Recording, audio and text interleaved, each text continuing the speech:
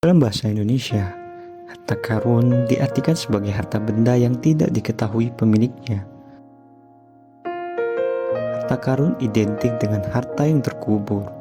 Ternyata, hari ini berkaitan dengan kisah Korun yang tenggelam bersama harta kekayaannya akibat kekufuran dan kesombongannya.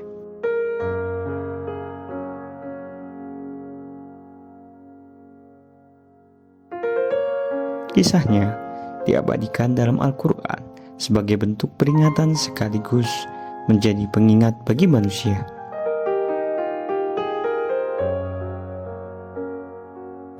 Sungguh, Allah tidak menyukai hambanya yang sombong dan tidak mengakui nikmat pemberiannya.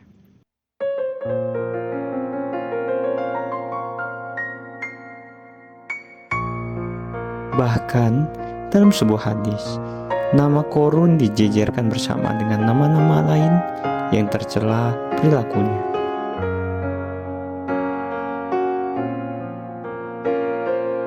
Abdullah bin Amr berkata bahwa suatu hari Nabi Shallallahu Alaihi Wasallam menjelaskan tentang sholat. Beliau bersabda, barang siapa yang menjaganya sholat, maka ia akan menjadi cahaya, hujah, dan keselamatan baginya dari neraka pada hari kiamat.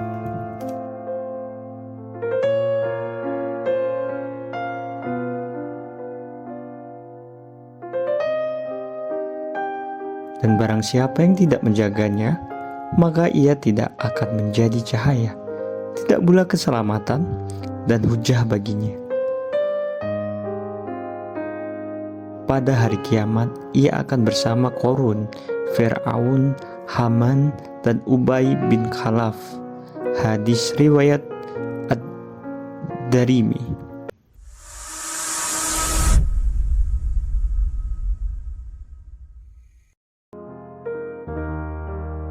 Assalamualaikum sobat nafas hidup Islami yang dimuliakan Allah Subhanahu wa Ta'ala. Semoga kita selalu dalam keadaan sehat. Amin.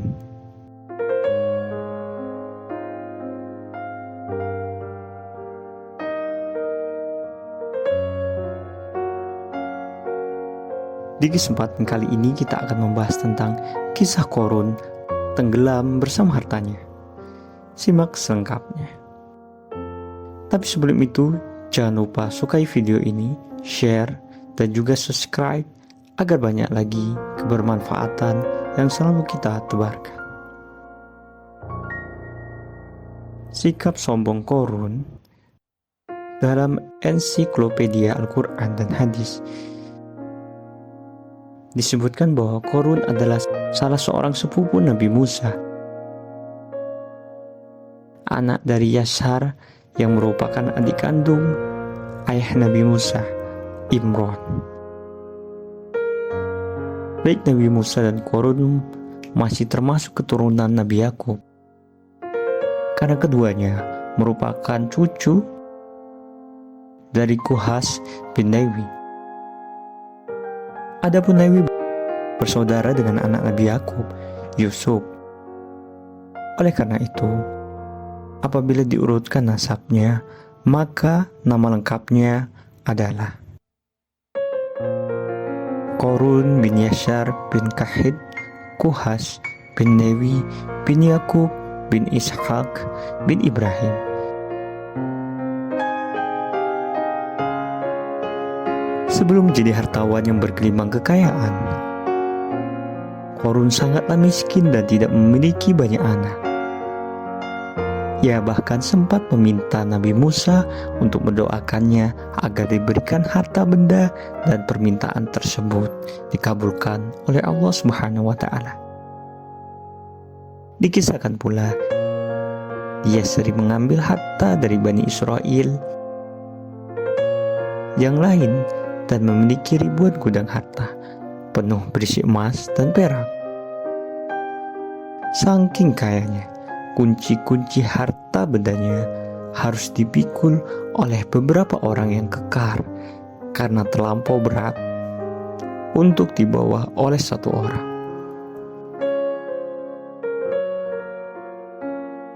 Meskipun berkerabat dengan Nabi Musa, Pada masa itu Korun yang pandai berbisnis memihak Raja Fir'aun dengan mendukung dan menyokong pemerintahannya. Maka tak heran apabila hartanya melimpah ruah. Korun disebut dalam Al-Quran sebanyak 4 kali. 2 kali dalam surat Al-Qasas, 1 kali dalam surat Al-Ankabut, dan surat Al-Mu'min. Salah satu di antaranya disebutkan dalam Quran surat Al-Qasas ayat 76 yang berbunyi, "Sesungguhnya Korun termasuk kaum Musa, tetapi dia berlaku aniaya terhadap mereka. Kami telah menganugerahkan kepadanya perbendaharaan harta yang kunci-kuncinya sungguh berat dipikul oleh sejumlah orang yang kuat-kuat. Ingatlah ketika kaumnya berkata kepadanya, 'Janganlah engkau terlalu bangga, sesungguhnya Allah tidak menyukai orang-orang yang terlalu membanggakan diri.'" Ayat ini menerangkan bahwa Korun termasuk kaum Nabi Musa alaihissalam. Korun memiliki nama lainnya yaitu Al-Munawwar, bercahaya karena wajahnya yang tampan.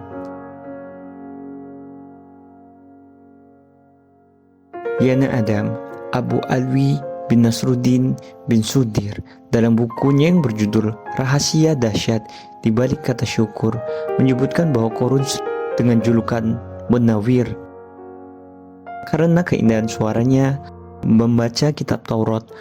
Qatadah, Qatil, dan Al-Kalbi mengatakan bahwa Korun adalah kaum Bani Israel yang paling bagus bacaan Tauratnya. Ia bahkan merupakan ahli kitab Taurat setelah Nabi Musa dan Harun. Namun, di balik ilmu dan hartanya yang berlimpah, Korun termasuk ke dalam golongan orang-orang yang munafik karena harta bendanya telah membutakan hatinya.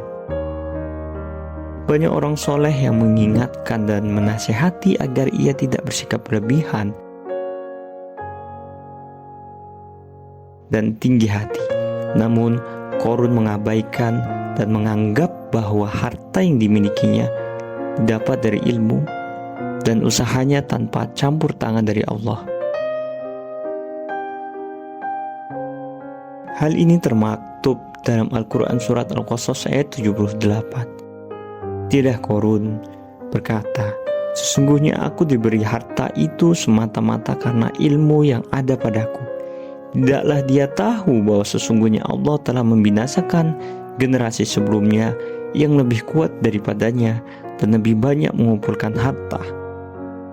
Orang-orang yang durhaka itu tidak perlu ditanya tentang dosa-dosa mereka." Bahkan Korun seringkali melewati kaum Bani Israel dengan pakaian beserta harta yang mewah. Ia diiringi oleh para pembantu dan juga budak yang siap sedia melayaninya. Tentu saja, hal itu membuat orang-orang iri bahkan sampai berangan-angan memiliki kekayaan seperti Korun. Sebagaimana yang tercantum dalam Al-Quran surat Al-Qasas ayat 79. Maka keluarlah dia Korun kepada kaumnya dengan kemegahannya. Orang-orang yang menginginkan kehidupan dunia berkata, "Andai kata kita mempunyai harta kekayaan seperti yang telah diberikan kepada Korun, sesungguhnya dia benar-benar mempunyai keberuntungan yang besar."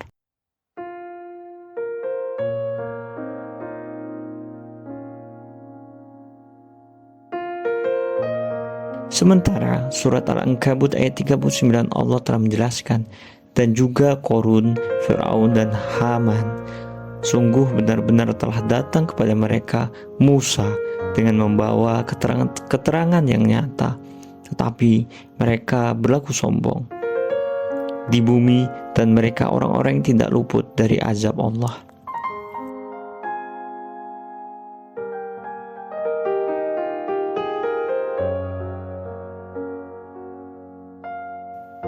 Azab Allah terhadap Korun. Ayat tersebut diturunkan untuk kita agar mengingatkan kisah tentang Korun, seorang kaya raya yang angkuh dari kaum Nabi Musa alaihissalam. Fir'aun, raja dan penguasa Mesir yang kejam, dan Haman, seorang kepercayaan Fir'aun yang patuh dan selalu mengikuti keinginannya. Sungguh telah datang kepada mereka bertiga utusan Allah yang bernama Nabi Musa alaihissalam dengan membawa keterangan yang didukung oleh bukti dan mukjizat yang nyata. Tetapi mereka berlaku sombong di muka bumi, dan mereka termasuk orang-orang yang tidak luput dari kebinasaan dan azab Allah. Korun dibenamkan ke dalam tanah hanya dalam waktu semalam.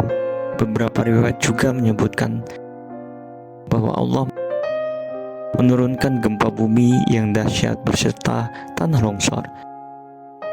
Tempat Korun ditenggelamkan bersamaan dengan harta dan pengikutnya telah menjadi danau yang dikenal sebagai Danau Korun, Bahirul Korun. Adapun yang tersisa hanya puing-puing istana Korun yang terletak di daerah Al-Fayun, Mesir.